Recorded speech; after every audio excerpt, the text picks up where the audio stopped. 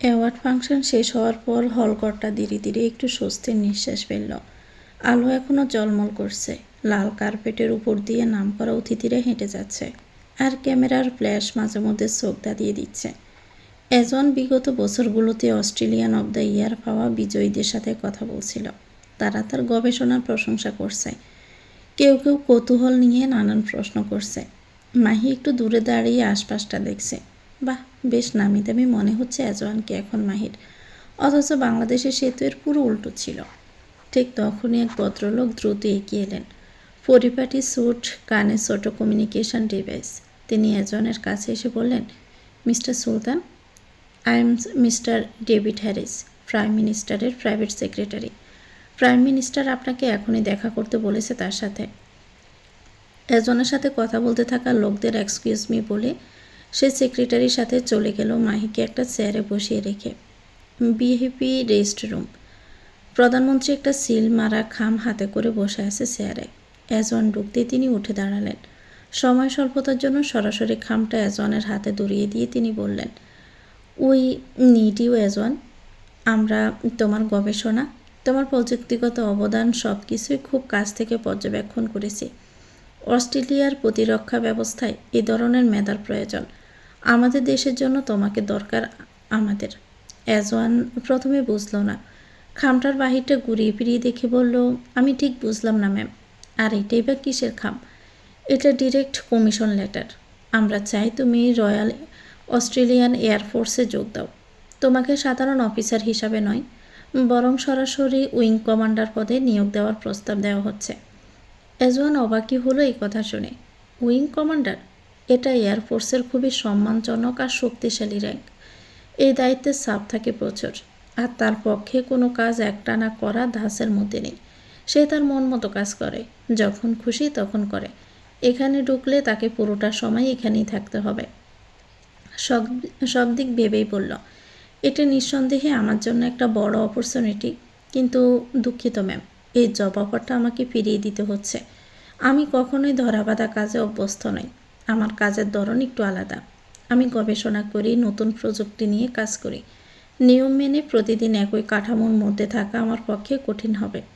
আর এই প্রফেশন এমন একজন মানুষের জন্য নয় যে নিজের ইচ্ছে মতো কাজ করে।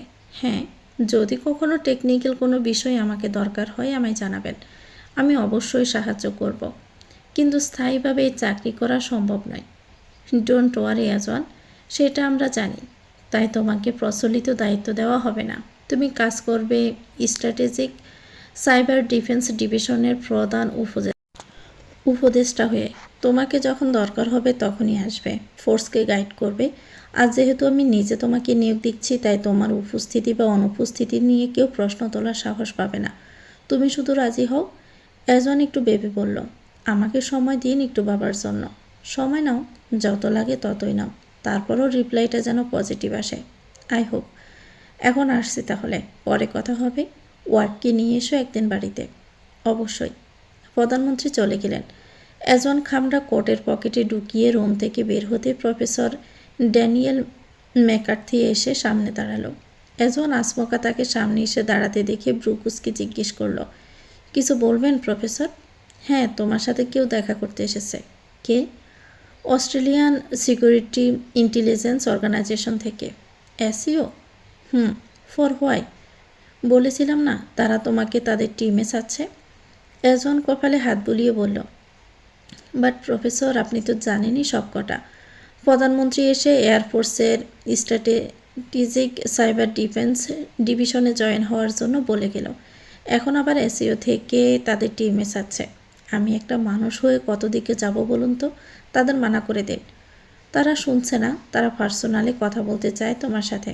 তোমার সব শর্তে তারা রাজি হতেও প্রস্তুত। এজন দীর্ঘশ্বাস ফেলল। ঠিক আছে, কোথায় তারা? বিএপি কনফারেন্স রুমে। সেই রুমে ঢুকতে এজন দেখলো কয়েকজন সিনিয়র অফিসার বসে আছে। মাঝখানে বসা ব্যক্তিটিকে সে চিনল। তার নাম Duncan Lewis, director general of Australian security intelligence organisation, দেশের সবচেয়ে শক্তিশালী গোয়েন্দা কর্মকর্তাদের একজন। তিনি এজনকে দেখে উঠে দাঁড়ালেন। মিস্টার এজন সুলতান, অবশেষে আপনার দেখা পাওয়া গেল।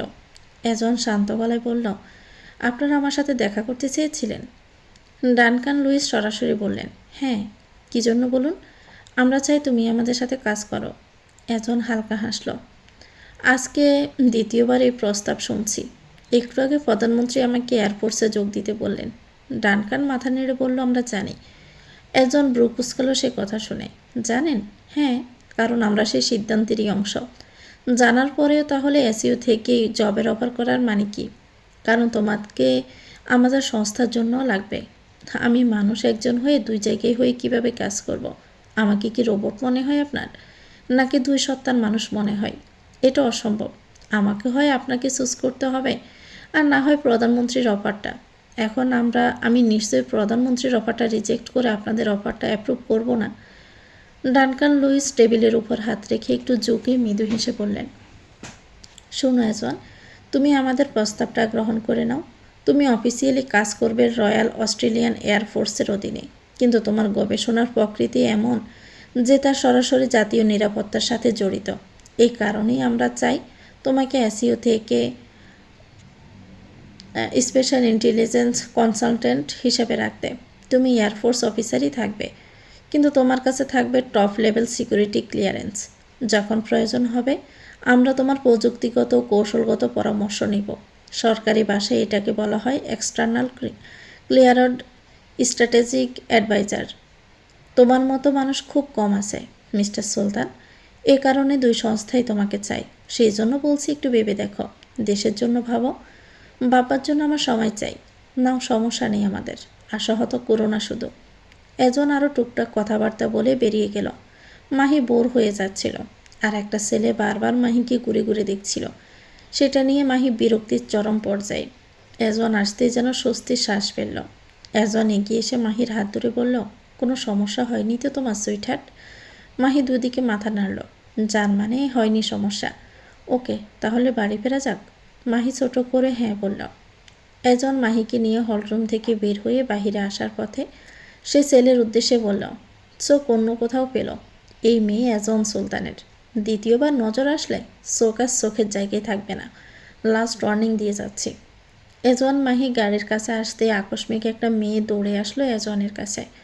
জড়িয়ে ধরে বলল, congrats my dear friend, we are proud of you. Mahir ব্রু কুঁচকে আসলো। মেয়েটার মুখ দেখেনি এখনো, কিন্তু এভাবে জড়িয়ে ধরার মানে কি? এজনও প্রথমে চিনতে পারেনি মেয়েটাকে, পরে গলার স্বর শুনে চিনতে পারল। সাথে সাথে বুক থেকে সরিয়ে বলল, ফ্লোরা তুমি অস্ট্রেলিয়ায় কবে আসলে? মেয়েটার মুখটা এবার দেখতে পেয়ে মাহি চমকাল। এটা তো সে মেয়ে যাকে সাফওয়ানের সাথে দেখেছিল। এই মেয়ে এজনের পরিচিত? ফ্লোরা মেকি হেসে বলল, অস্ট্রেলিয়া এসেছি 2 সপ্তাহ হলো। আঙ্কেল গিয়েছিল? না, সে আমাকে রিজেক্ট করে দিয়েছে। তার জীবনে নাকি অন্য এক নারী আছে। আর আমি অবশ্যই জেনে শুনে এমন পুরুষকে বিয়ে করতে যাব না যে অন্য নারীকে ভালোবাসে, তাই না? নাম বলেনি মেয়েটার? না, জানার চেষ্টা করেছিলাম, বলেনি। Okay, you deserve better. I know. Who is she? এজন মাহির দিকে তাকিয়ে বলল, মাই ওয়াইফ। নাইস। আচ্ছা, এখন আসছি তাহলে, পরে কথা হবে। Okay bye. এজন মাহিকে নিয়ে গাড়িতে উঠে বসল। মাহি তখনও আকাশ কুসুম ভেবে চলছে। এজন সেটা বুঝতে পেরে গাড়ি স্টার্ট দিতে দিতে বলল, মনে কোনো প্রশ্ন থেকে থাকলে জিজ্ঞেস করে ফেলো। মাহি ভাবনায় বাটা পড়ল। ওই মেয়েটা কে ছিল? ওকে তো আমি সাফওয়ানের সাথে দেখেছিলাম। ও আমার ফ্রেন্ড ফ্লোরা। খুবই মিষ্টি আর মিশুক একটা মেয়ে। কেমন মেয়ে সেটা তো জানতে চাইনি। তা জানতে চাওনি, ঠিক আছে, নিজ থেকেই বললাম একটু। সাফওয়ান অবধি গেল কি করে? আমার মাধ্যমে গেছে। সাফওয়ানের বাবা ভালো মেয়ের সন্ধান করেছিল, তাই ফ্লোরার সাথে কথা বলেছে। বাট শালা এত খারাপ যে এখনও বিবাহিত এক মেয়েকে ভালোবেসে যাচ্ছে। আর একটু সময় দিন, আশা করছি সাফওয়ানও মুভ অন করে ফেলবে। সাফওয়ানও? মানে তুমিও মুভ অন করছো? মেবি। যাই হোক, ওকে নিয়ে ভাবার জন্য আমার কাছে আর টাইম নেই। ও শুধু আমার সংসারের আশেপাশে না আসলেই হলো। আসলে trust me, I will kill him. এবার আর বাঁচাবো না, ডিরেক্ট উপরে পাঠিয়ে দিব। এসব কথাই আপনার মুখে মানাচ্ছে না। এমন কথা সাফওয়ান বললে মানাতো। বিকজ অফ আপনি। আই নো, আমি তোমাকে জোর করে বিয়ে করেছি। Now I have no regrets. আমার জিনিস আমি কেড়ে নিতেই পছন্দ করি। ওসব হিরোদের মতো ভাগ্যের উপর ছেড়ে দেওয়ার মানুষ অন্তত এজন সুলতান না। যে মানুষ মেরে হলেও নিজের জিনিস নিজে বুঝে নিতে জানে। আর তোমার বিষয় উঠলো তো কোনো কথাই নেই। তোমার জন্য আমি ঠিক কতটা নিচে নামতে পারি তার কোনো ধারণা তোমার নেই মাহি। তাই আমার সামনে ভুলেও নিজের এক্সকে ডিপেন্ড করতে এসো না। মাহি বাহিরে তাকিয়ে বলল, আপনি অযথা উত্তেজিত হচ্ছেন। বিষয়টা যখন তোমাকে ঘিরে তখন উত্তেজিত হওয়া ইটস নর্মাল বেবি। আমি সাফওয়ানকে ডিফেন্ড করিনি, করনি তো বলেই এখন অক্ষত আসা। মাহি আবার এজওয়ানের মুখের দিকে তাকিয়ে বলল, মানে? মানে তোমার সাথে উল্টাপাল্টা কিছু করিনি গাড়ির ভেতরেই, সেজন্য বলছি অক্ষত আসো। উল্টাপাল্টা কি করতেন? মারতেন নাকি? এজওয়ান চোখ টিপে মুচকি হেসে বলল, লাভ বাইট একটা হলেও তো দিতাম। মাহি মুখ ফিরিয়ে নিল। এজন গাড়িতে স্লো ভলিউমে গান ছেড়ে দিল। মাহি পরিবেশটাকে নর্মাল করার জন্য বলল, বক্সে গান বাজানোর কি দরকার? আপনার নিজের গানের গলাই তো যথেষ্ট ভালো। তো এখন কি আমায় গান গাইতে বলছো? ওকে, আই হ্যাভ নো প্রবলেম। আমার আবার এই কাউয়া মার্কা গলায় গান গাইতে হেব্বি মজা লাগে। কতটা হাত বাড়িয়ে দিলে তোমার মন ধরা যায়, কতটা পথ পাড়ি দিলে তোমার প্রেম ছোঁয়া যায়।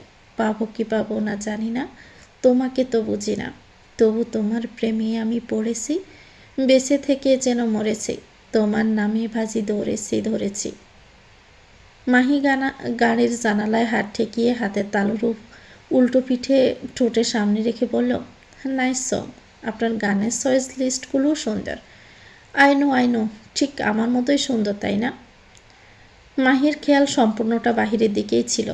এজনের কথা তালে তালে বলল, মেবি। এজন মুচকি হাসল। বাড়ির সামনে এসে গাড়ি থামতে মাহি নেমে পড়ল। এজন গাড়িটা পার্কিংয়ে রেখে সে দরজায় পাসওয়ার্ড টাইপ করে দরজা খুলল। মাহি ব্রু কুঁচকাল। সে খেয়ালই করেনি এটা। গতকাল তো পাসওয়ার্ড লাগেনি তার দরজা খুলতে, তাহলে আজ লাগছে যে? গতকাল তো পাসওয়ার্ড ছিল না দরজায়। ছিল না। আমি খাম নেওয়ার সময় যখন দরজা খুললাম তখন পাসওয়ার্ড লাগেনি, কারণ আমি ছিলাম তাই লাগেনি। কিভাবে? দরজা কলিং বেল বাজা মাত্রই আমার ফোনে নোটিফিকেশন এসেছে। আমি ফোন থেকে দরজা আনলক করেছিলাম, সেজন্য তোমার খুলতে পাসওয়ার্ড লাগেনি। এখন ঢুকেছে মাথায়? ও, তো পাসওয়ার্ড দেওয়ার কি দরকার? তালা লাগালেই তো হয়। এটা তো আর বাংলাদেশ না যে চোর এসে তালা ভেঙে জিনিসপত্র নিয়ে যাবে। তোমার মতো তো আর আমার মাথাটা মোটা না, কারণ আছে বলেই দিয়েছি। মাহির মুখ ব্যাংসালো। অনুষ্ঠানে বউকে নিয়ে কি সুইট সুইট কথা, বাপরে! আর বাড়ি ফিরে আসল রূপ দেখিয়ে দিচ্ছেন। এজন ভিতরে ঢুকে বলল, একটু ভালো মানুষ সাজছি, এসে বেশি কিছু আর না। I hate you. Me too, শালি নিমুখ হারামি। মাহিও আবার বলে বসল, শালা নিমুখ হারাম। এজনের পা থেমে গেল। পিছন ফিরে হাতের অ্যাওয়ার্ডটা নিচে রেখে বলল, তবে রে। মাহি দৌড়ে সোফার পেছনে আসলো। এজন মাহিকে ধরার চেষ্টা করছে। আপনি বকেছেন বলেই তো আমিও আপনার পথ অনুসরণ করলাম। তাই? ওরে আমার শিষ্য। এই নাও, তোমাকে আমি সুমো দেওয়া শিখাচ্ছি। তুমি তাহলে আমাকে এখন সুমো ব্যাগ দাও। কথাটা বলে এজন মাহিকে ধরে সোফায় বসিয়ে টাইট করে একটা সুমো খেলো গালে। তারপর নিজের গাল দেখিয়ে বলল, নাও এবার ব্যাক করো। মাহি ছাড়া পাওয়ার জন্য চটপট করতে লাগলো, কিন্তু এজনের শক্তির কাছে কি আর মাহি পারে? পরিশেষে ছাড়া পাওয়ার জন্য গলায় কামড় বসিয়ে দিল। এজন ব্যথায় চোখ খিচে ধরল। হাতের বাঁধন ঢিলে হতে মাহি সরে গেল। এজন গলায় হাত দিয়ে সোফায় বসে বলল, ওরে হাই লেভেলের নটি রে, সুমোর বদলে লাইফ বাইট। মাহির ব্রু কুঁচকাল। আপনি আমাকে আবার বকলেন? কই না তো। নটি কি তাহলে? ইংরেজিতে বলেছি, নটি। আর নটি মিন্স দুষ্টু। মাহি ফ্রেশ হতে উপরে চলে গেল। এজন পরনে থাকা কোটটা খুলে বের করে বলল, তোমারে খাস বাংলা ভাষাতেই গালি দেওয়া উচিত সুইটহার্ট। এজন রুমে এসে দেখলো মাহি আয়নার সামনে দাঁড়িয়ে মেকআপ রিমুভ করছে। এজন কোটটা বিছানায় ফেলে শার্ট খুলে ওয়াশরুমে গেল গোসল করতে। গোসল শেষে শুধু একটা সাদা টাওয়াল পেঁচিয়ে বাহিরে আসলো। এজন আসতে মাহিও ঢুকলো। এজন আয়নার সামনে দাঁড়িয়ে ভেজা চুলগুলো বা হাত দিয়ে ঝাড়া দিয়ে বেলকুনিতে আসলো। মাহি গোসল শেষে জামা কাপড় পরতে গিয়ে বুঝলো সে জামা কাপড় সাথে করে নিয়ে আসেনি। এখন এজনের কাছে চাইলে বদলোক জামা কাপড় দেওয়ার নাম করে ভিতরে এসে বসে থাকবে আর বলবে আমার সামনেই চেঞ্জ করো। মাহি দরজাটা একটু ফাঁকা করে পুরো রুমে চোখ বুলিয়ে দেখল। এজন নেই। স্বস্তির শ্বাস ফেলল। টাওয়াল পেঁচিয়ে রুমে এসে আলমারিটা খুলতেই আকস্মিক এজনের গলার স্বর ভেসে আসলো। মাহি শরীর সাথে সাথে বরফ হয়ে গেল। বদলোক এখন ইচ্ছে করে তাকে হ্যারাস করবে। এজন দরজা খোলার আওয়াজ পেয়ে পেছনে তাকিয়েছিল। মাহিকে শুধু টাওয়াল ভেজা চুলে দেখে বেলকনিতে আর থাকা সম্ভব হয়নি। সেজন্য রুমে এসে বলল, হেই সেক্সি লেডি, এভাবে বাহিরে এসেছো কেন? ঠিক থাকতে দিবা না নাকি আমাকে? মাহি জামা কাপড় নিয়ে ওয়াশরুমে দৌড় দিতে চাইলে এজন মাহির পেছন থেকে টাওয়াল টেনে ধরে। মাহি দাঁড়িয়ে যায়। কোথায় পালাচ্ছ? ছাড়ুন আমাকে। হোয়াই? জামা কাপড় পরে আসতে দিন। তুমি তো আর জামা কাপড়বিহীন নেই। উই আর সেম লুকসি। মাহি আর চোখে তাকালো। সেও টাওয়াল পেঁচানো। মাহি টাওয়াল থেকে এজনের হাত ছাড়াতে বলল, উফ, ছাড়ুন না আমাকে। নো। আমি কি জামা কাপড় পরবো না তাহলে? আমি তো বলি পরার দরকার নেই, যেটা আছে শরীরে সেটাও খুলে ফেলো। আমি কি পরপুরুষ নাকি যে আমার সামনে তোমার টাওয়াল পেঁচিয়ে থাকতে হয়? ছাড়ুন তো, আমার লজ্জা লাগছে এভাবে। না, খোলো খোলো বলছি, এক্ষুনি খোলো। আমিও খুলছি। কথাটা বলে জোরে টাওয়াল ধরে টান দিলে মাহি আবার পেছন ফিরে বলল, লুচ্ছা বেড়া, খবিস বেড়া, ছাড়ুন আমার টাওয়াল। আপনার শরম নাই বা থাকতে পারে, তাই বলে কি আমারও শরম নাই? বেশরম কোথাকার। এজন মাহিকে টেনে আয়নার সামনে দাঁড় করিয়ে বলল, আগে একটা ছবি তুলে নেই, ওয়েট, তারপর জবাবটা দিচ্ছি। এজন ফোনটা নিয়ে মিররে দুজনের ছবি তুলল। তারপর মাহিকে ছেড়ে দিতে মাহি দৌড়ে ওয়াশরুমের দিকে যেতে নিলে এজন নিজের টাওয়ালটা সামনের দিক থেকে মেলে ধরে বলল, ইয়েস, আমি বেশরম। তোমার স্বামী একটা বেশরম। এই নাও, দেখো দেখো, তাকাও এদিকে, দেখতে পাচ্ছ কিছু? লুক তরিকুলের বেটি, লুক। মাহি পেছন ফেরার সাথে সাথে এজন টাওয়াল চেপে ধরল। মুখ বাঁকিয়ে বলল, লুচ্ছা লুবি মেয়ে, দেখার জন্য আবার পেছনে তাকায়। মাহি ওয়াশরুমে ঢুকে যায়। এজন অপোয়ার্ড রঙের ট্রাউজার আর ডিলে একটা হাফ শার্টার শার্ট পরে। ততক্ষণে মাহি ড্রেস পরে চলে আসে। এজন অ্যাওয়ার্ডটা হাতে নিয়ে রুম থেকে বেরোতে নিলে মাহি বলল, কোথায় যাচ্ছেন? আসো একসাথে যাই। মাহি এজনের পেছন পেছন আসলো স্টাডি রুমে। একপাশে কাচের একটা বড় আলমারি, তার ভিতরে অসংখ্য অ্যাওয়ার্ড। মাহি সেগুলোর দিকে তাকিয়ে বলল, কার এগুলো? এ কেমন প্রশ্ন? কার হতে পারে এগুলো? আপনার? Yes babes. এজন অ্যাওয়ার্ডটা নিয়ে যথাস্থানে রেখে আসলো। মাহি জিজ্ঞেস করলো, কয়টা আছে এখানে? আজকেরটা নিয়ে 149টা। কি, 149?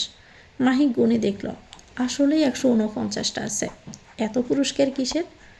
খেলাধুলা, গান, পড়াশোনা, প্রজেক্ট, বেস্ট স্টুডেন্ট সব মিলিয়ে এই আমার 29 বছরের অ্যাচিভমেন্ট এগুলো। বাহ, নোবেল পুরস্কারটাই পাওয়া বাকি তাহলে আপনার। আশা করছি সেটাও পেয়ে যাব। নামি দামি মানুষ, পেতেও পারেন। অসম্ভব কিছু না। আমাকে কাল একটু শপিংয়ে যেতে হবে। আমাকেও বের হতে হবে। তো তোমাকে শপিং মলে পৌঁছে দিয়ে আমি ল্যাবে যাব। ওকে। সোলেমান আজ ঢাকা ব্যাক করবে, সেজন্য আপিয়া সুলতান নিজ হাতে ছেলের পছন্দের সব খাবার রেঁধে খাইয়েছে। বিকেল হতেই সোলেমান চলে যায়। যাওয়ার আগে বউকে জড়িয়ে ধরেছিল অনেকক্ষণ। পেটে চুমু খেয়ে বাচ্চার উদ্দেশ্যে বলে গেছে, বাবা, ভালো বাচ্চা হয়ে থাকবে, মাম্মামকে কষ্ট দিবে না একটুও। আমি কিন্তু মাম্মামের সাথে নেই, তুমি থাকছো, তাই মাম্মাম কষ্ট পেলে কিন্তু আমি তোমাকেই বকুনি দিব। তুমি মাম্মামের খেয়াল রাখবে শুধু, আর আমি তোমাদের খেয়াল রাখবো। Deal done? মেহেরিন হেসেছে সে কথা শুনে। বাপ হওয়ার সংবাদ শুনে বেটার এমন পাগলামি দেখে মেহেরিন না হেসে পারে না। চলে আসার সময় মেহেরিন বেলকনিতে দাঁড়িয়েছিল। সোলেমান গাড়িতে উঠে হাত নাড়িয়ে বিদায় জানিয়ে চলে যায়। বাতাসি আজ মিষ্টি কালারের একটা কুর্তি পরেছে। রুমাইসা কিনে দিয়েছে তাকে। তারপর বিকেলে আকাশটা একটু মেঘলা হতে সোলেমান যাওয়ার পর তারা ছাদে উঠে কটার ছবি তুলেছে। বলা বাহুল্য, বাতাসিকে এখন আগের মতো আর গাইয়া খ্যাত লাগে না। তাকে এখন যথেষ্ট স্মার্ট লাগে। রুমাইসার সাথে সে স্কিন কেয়ার করে, পার্লারে যায়। জীবনটা সুন্দর লাগছে বাতাসির কাছে এখন। রুমাইসা তার আর বাতাসির কয়েকটা ছবি তার ফেসবুক অ্যাকাউন্টে ছেড়ে দিল। সাথে ক্যাপশনে লিখে দিল, সৌন্দর্য পাগল পুরুষরা কি আর বোঝে কৃষ্ণাঙ্গ কালো মেঘের নারীর হৃদয়ের গভীরতা। পিক ক্যাপশন আপলোড করার সাথে সাথে তর্ণর একটা পোস্ট সামনে এলো। সেখানে তেহরানের ছবি। ছবিটা এমন যে তেহরান মাথায় গামছা বেঁধে গরুর পাশে দাঁড়িয়ে আছে। বাড়িটা সম্ভবত মেহেরিনদের। ক্যাপশন দেওয়া, এই গরু চুরকে কেউ পেলে সেখানেই পেটানো শুরু করবেন। কত বড় সাহস, গরু চোর আমার বউ চুরি করতে চাচ্ছে।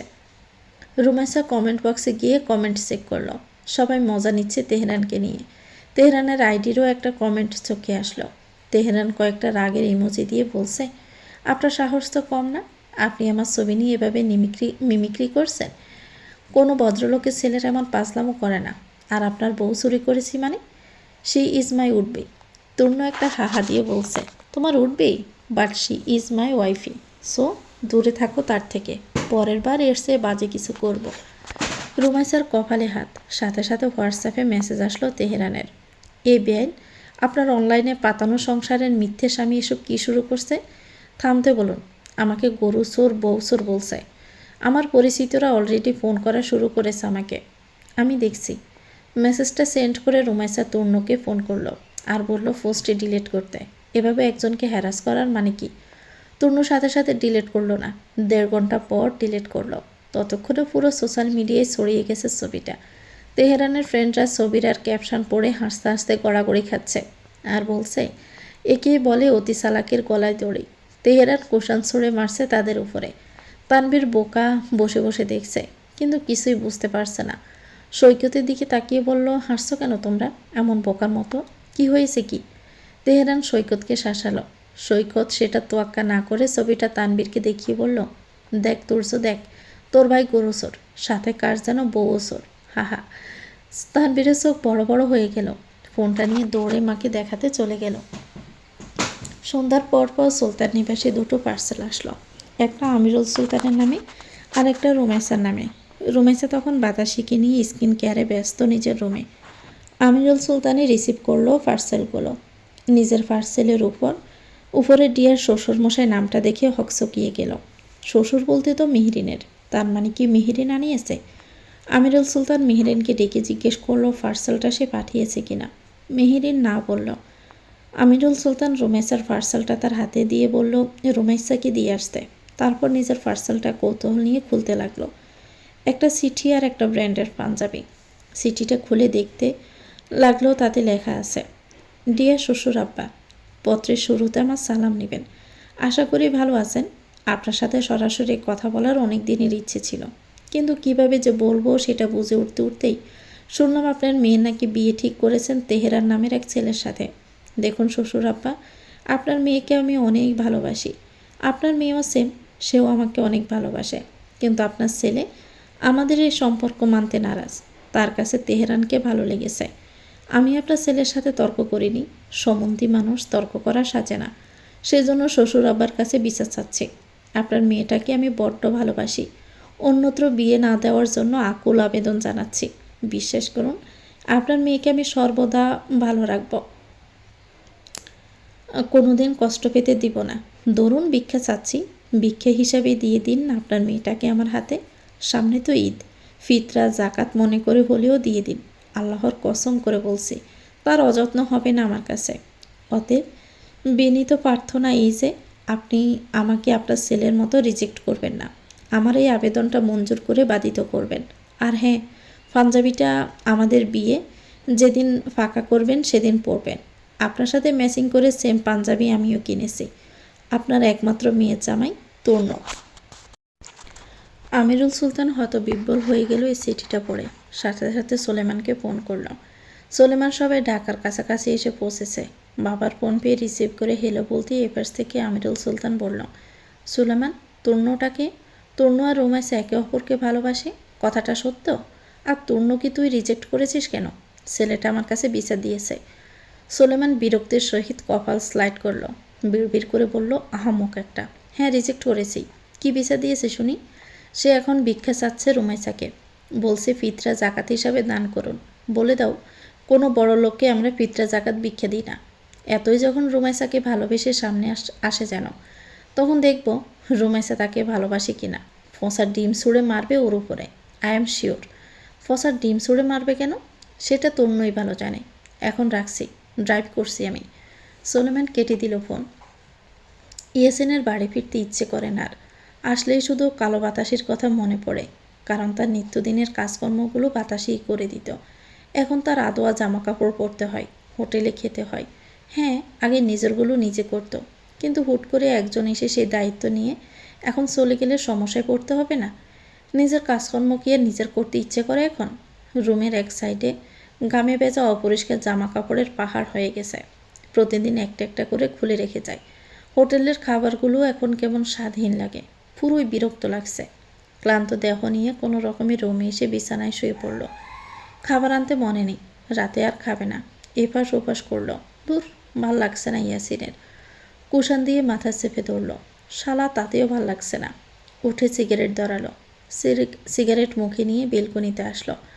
পকেট থেকে ফোনটা বের করলো। বাতাসে কি একবার ফোন করবে? যাওয়ার পর একবারও করা হয়নি ফোন। করবে কি করবে না ভাবতে ভাবতে ইয়াসিন মনের বিরতি গিয়ে এবার বাতাসেকে ফোনটা করেই বসলো। দুইবার কেটে যেতে তৃতীয়বার রিসিভ হলে ফোনের ওপাশ থেকে বেশি আসে। হঠাৎ করে আজ ফোন দিলেন যে আমাকে? কোনো দরকার?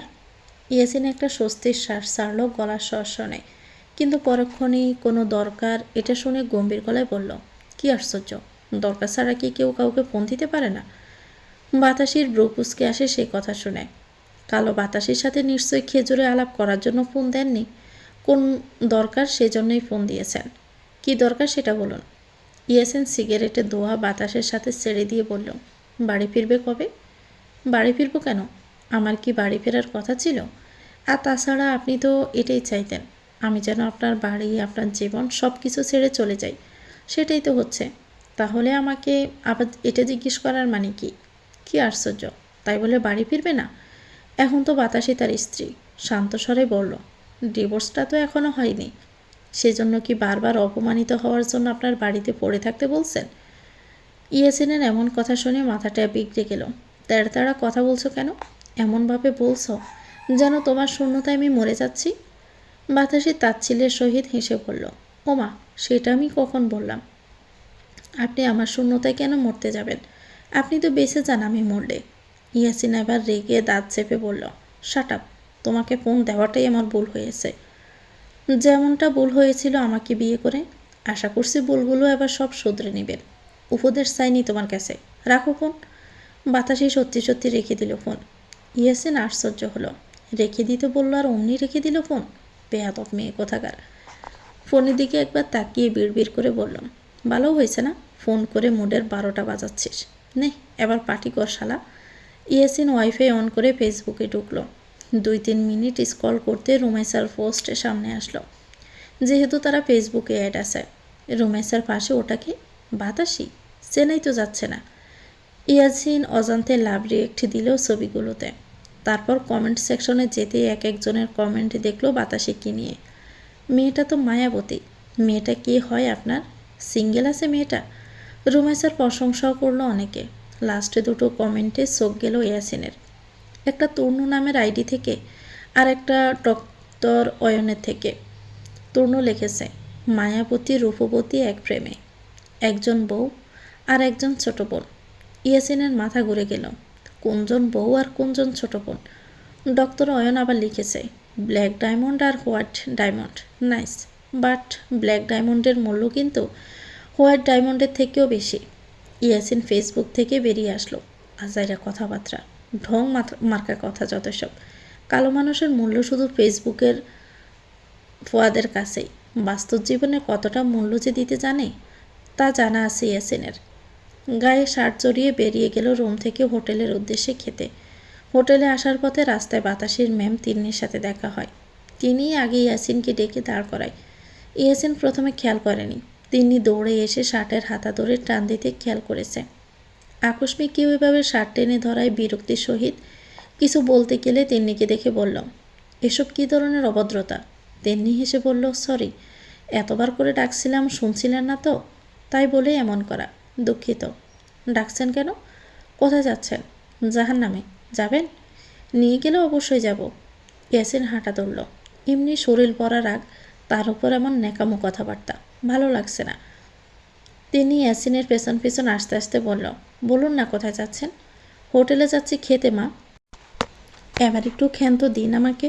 মা ডাক শুনে মুখটা চুপসে গেল তার। কেন বাসায় বাদ নেই? আর বাতাসে আসছে না কেন কদিন ধরে স্কুলে? কোনো সমস্যা? বাতাসে ডাকাই নেই, বাড়ি গেছে। কবে ফিরবে? জানি না। ও আচ্ছা। ইয়াসিন হাঁটা থামিয়ে দিয়ে বলল, আপনি কোথায় যাচ্ছেন আমার সাথে? আমিও যাচ্ছি খেতে, চলুন একসাথে যাই। ইয়াসিন হাঁটা ধরল। হোটেলে ঢুকে একটা টেবিলে গিয়ে বসলে সেম টেবিলের উপর পাশে তিন্নি গিয়ে বসল। ইয়াসিন একবার তাকিয়ে ভাত খাওয়ায় মনোযোগ দিল। বাতাসের বান্ধবী কোচিং শেষে ওই রাস্তা দিয়ে বাড়ি ফিরছিল। হোটেল সামনে পড়ায় কিছু ভাজা পড়া কেনার জন্য দোকানে আসতেই ভিতরে বাতাসের স্বামী আর তিন্নি ম্যামকে একসাথে খেতে দেখে ছবি তুলে নিল বাতাসিকে দেখাবে বলে। তারপর পেঁয়াজু আর বেগুনি নিয়ে মেয়েটা চলে গেল বাসায়। দিনটা শুক্রবার। এজন ল্যাবে যাওয়ার জন্য একটা ব্ল্যাক হুডি পরেছে। মাহি অফ হোয়াইটের ভিতরে বেবি পিঙ্ক কালারের সিরি ফুলের ফ্লোরার গাউন পরেছে। তার লংটা হলো হাঁটুর একটু নিচ অব্দি, পায়ে অফ হোয়াইট শু, মাথায় কাপড়ের হেয়ার ব্যান্ড যেটা সামনে থেকে পেছনে ফুলানো, কিছু বেবি হেয়ার সামনের দিকে বের করা, পুরাই কিউট কিউট বাবরি ডল লাগছে এজনের কাছে। এজন মাহিকে শপিং মলে নামিয়ে দিয়ে ল্যাবে চলে গেল। এজন নতুন কিছু আবিষ্কারের ট্রাই করবে এবারে। বিকেলের দিকে সিডনির কিংক্রস শহরটা কালো মেঘের বাহুডোরে আবদ্ধ হয়ে গেল। কিংক্রস শহরের ডাইনুইনের জঙ্গলটা তখন তীব্র বাতাসে এলোমেলো। সে বাতাসকে তোয়াক্কা না করে শো শো আওয়াজ তুলে ছুটে চলছে একটা ব্ল্যাক রঙের গাড়ি। গাড়িটা গিয়ে থামলো গভীর জঙ্গলের এক পুরনো দোতলা বাড়িতে। আজ কিছু মেয়েকে পাচার করা হবে আমেরিকার একটি দ্বীপের উদ্দেশ্যে, যেখানে নারীদের কিনে নিয়ে বিভিন্নভাবে শোষণ করা হয়। মনস্টার কালো লম্বা এক হুডি পরে নামলো গাড়ি থেকে, সাথে নামলো বন্দুক হাতে নেওয়া গার্ড। সবাই মনস্টারকে দেখে কর্নিশ জানালো। মনস্টার সোজা ভিতরে ঢুকে গেল। নিজের কক্ষে ঢুকে তার পার্টনারকে জিজ্ঞেস করলো, মেয়েগুলোকে প্রস্তুত করা হয়েছে? মনস্টারের পার্টনার লিস্টে দেখালো। মনস্টার সেটা দেখতে তার পার্টনার বলল, এক বৃদ্ধ মহিলাও আছে এবার। আপনি তো অনেক দিন ছিলেন অস্ট্রেলিয়া। হায়না নিয়ে এসেছিল ওনাকেও পাচার করা হবে এদের সাথে।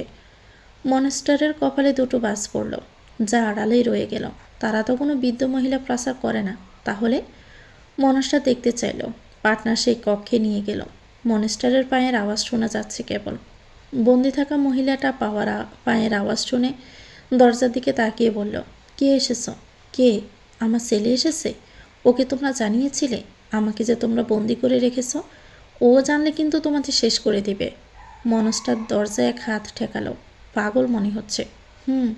কোথা থেকে ধরে আনা হয়েছে? বাংলাদেশ থেকে। দেখে তো বাংলাদেশি মনে হচ্ছে না। তাও বলতে পারবো না, শুধু ছেলে ছেলে করে। ঠিক আছে, হায়নাকে পাচার করতে বলেছে তাকে? হ্যাঁ। ওকে তাহলে পাঠিয়ে দাও বাকি মেয়েদের সাথে। হায়না এ ব্যাপারে আমাকে কিছু জানায়নি কেন? দুজন লোক এসে মহিলাটাকে ধরে নিয়ে যেতে চাইলে মহিলাটা যেতে চাইল না। ছোটাছুটি শুরু করলো। বারবার ছেলে ছেলে করে মনস্টারের কান জ্বালাপালা করে দিল। মনস্টার আবার স্বয়ং নিজে গিয়ে মহিলাটাকে ধরে টানতে টানতে বাকি মেয়েগুলোর কাছে রেখে আসলো। মনস্টার চলে আসার পথে শুনছিল মহিলাটা বারবার করে বলছিল, আমাকে ছেড়ে দাও, আমার ছেলের সাথে দেখা করতে দাও। আমার ছেলেটা কেমন আছে জানি না। ওর কি আমার কথা মনে পড়ে? খুব কাঁদে মামা করে, তাই না? ওকে আমি দেখতে চাই, একটু দেখা করাও না। আমার ছেলেটা দেখতে কেমন হয়েছে? মেয়েদের চোখে জল চলে আসলো এই মহিলার এমন ছেলেকে নিয়ে আহাজারি করতে দেখে। দুর্ভাগা মায়ের দুর্ভাগা ছেলেটা হয়তো জানতেই পারছে না, বা কখনো জানতেই পারবে না তার মাকে কেউ আমেরিকার ভয়ঙ্কর এক জায়গায় পাচার করে দিচ্ছে, যেখান থেকে বেঁচে ফেরা একেবারেই অসম্ভব। রাতের দিকে বাড়ি ফেরার পথে আচমকা বৃষ্টি নামল। জড়ো বাতাসে রাস্তা প্রায় পাকা। গাড়ি চালাতে চালাতে একজন ফোন করলো মাহিকে। ফোন ধরতে জানতে পারলো মাহি বাড়িতেই আছে। কথাটা শুনে ফোনটা কেটে দিল একজন। আবার মন দিল ড্রাইভিংয়ে, কিন্তু আজ যেন মনটা স্থির থাকছে না তার। স্টারিংয়ে হাত থাকলেও তার মন বারবার অন্য কোথাও সরে যাচ্ছে। বাহিরে তীব্র বাতাস, জমজম বৃষ্টি, সব কিছুই অদ্ভুতভাবে অসহ্য লাগছে তার। হঠাৎ মনে হতে লাগলো বুকের ভিতরটা যেন খাখা করছে, যেন অদৃশ্য কিছু একটা তার জীবন থেকে ধীরে ধীরে সরে যাচ্ছে। কিন্তু মাহি তো ঠিকই আছে, তাহলে এমন কেন লাগছে? অস্থির এজওয়ান ফোন করলো তার বাবাকে। কয়েকবার রিং হওয়ার পর ফোন ধরলেন তিনি। ঘুম জড়ানো কণ্ঠে জানালেন তিনি একটু আগে ঘুমাচ্ছিলেন। বাবার সাথে দু একটা কথা বলে ফোনটা কেটে দিল এজওয়ান। এরপর সে ফোন করলো সোলেমানকে। এজওয়ানের কণ্ঠ শুনে সোলেমান বুঝে গেল কিছু একটা ঠিক নেই। কি হয়েছে? তোর গলার স্বর এমন কেন শোনাচ্ছে? এজওয়ান ধীরে বলল, জানি না ভাইজান, হঠাৎ করে কিছু ভালো লাগছে না, অস্থির অস্থির লাগছে। কোথায় তুই? বজ্রপাতের শব্দ পাচ্ছি, সাথে গাড়ির আওয়াজও। আমি বাহিরে গাড়িতে আছি, জ্বর হচ্ছে। সোলেমান বিরক্ত গলায় বলল, পাগল নাকি তুই, এমন জ্বরের মধ্যে ড্রাইভ করছিস? বাহিরের জ্বরে কিছুই হচ্ছে না ভাইজান, আমার ভিতরে কালবৈশাখী জ্বর বয়ে যাচ্ছে, নিজেকে ভীষণ হেল্পলেস লাগছে। কিছুক্ষণ চুপ থেকে সোলেমান বলল, আচ্ছা শান্ত হ, জ্বরটা না থামা পর্যন্ত ড্রাইভ করিস না, গাড়ি কোথাও সাইডে থামা। আমি বাহিরে আছি, পরে ফোন করছি। ফোনটা কেটে দিল এজন। চারপাশ দিয়ে গাড়ি ছুটে যাচ্ছে, আলো ছড়িয়ে অন্ধকার ছেড়ে সামনে চলে যাচ্ছে, কিন্তু এজনের গাড়ি দাঁড়িয়ে আছে রাস্তার ধারে। তার হাত স্টিয়ারিংয়ে স্থির, তবু গাড়িটা চলছে না। মনে হচ্ছে পুরো পৃথিবীটাই যেন থমকে গেছে তার চারপাশে। হঠাৎ তার মনে হলো সে ঠিকমতো শ্বাস নিতে পারছে না, বুকের ভিতর যেন অক্সিজেনের অভাব হচ্ছে। তড়িঘড়ি করে গাড়ির দরজা খুলে বাহিরে বেরিয়ে এলো সে। ঠান্ডা বাতাসে দাঁড়িয়ে গভীর শ্বাস নিতে লাগলো বারবার। ঝুম বৃষ্টিতে কয়েক মুহূর্তে তার পুরো শরীর ভিজে গেল। ধীরে ধীরে হাঁটতে হাঁটতে গাড়ির সামনে এসে রাস্তায় বসে পড়ল এজন। বুক চেপে ধরতে অনুভব করলো গালে গরম কিছু। চোখ থেকে দুফোঁটা অশ্রু গড়িয়ে পড়ছে হয়তলে, কিন্তু এজন বোঝার আগেই সেই জল মিশে গেল বৃষ্টির পানির সাথে। এজন মাথা তুলে আকাশের দিকে তাকালো, তারপর হঠাৎ করে বুক ভাঙা কণ্ঠে চিৎকার করে বলে উঠল, I need fish, I need to cry, more cry. বৃষ্টি আরও জোরে নামতে লাগলো, যেন মনে হলো আকাশটাও আজ এজনের সাথে পাল্লা দিয়ে কাঁদতে চাইল খুব। কিন্তু আজ হঠাৎ করে কিসের এত যাতনা এজওয়ানের? হুট করে ছেলেটা কাঁদতে কেন চাইছে? একটু শান্তির জন্যই বা এমন মরিয়া কেন হয়ে উঠছে? তার কী বা আর হারানোর আছে? সবাই তো ভালো আছে, তার কাছেই আছে। তাহলে তো ভিউয়ার্স, গল্পটির নাম হচ্ছে দাহ সজ্জা, লিখেছেন রাইহা জুবাই রিপ্তি। এটা গল্পের ৪৬তম পর্ব। পরবর্তী অংশ পেতে চ্যানেলটিকে সাবস্ক্রাইব করে আমাদের সাথে থাকবেন। ভিডিও ভালো লাগলে একটি লাইক দিয়ে দেবেন, কমেন্ট করে জানাবেন কেমন লেগেছে। আল্লাহ হাফিজ, আসসালামু আলাইকুম।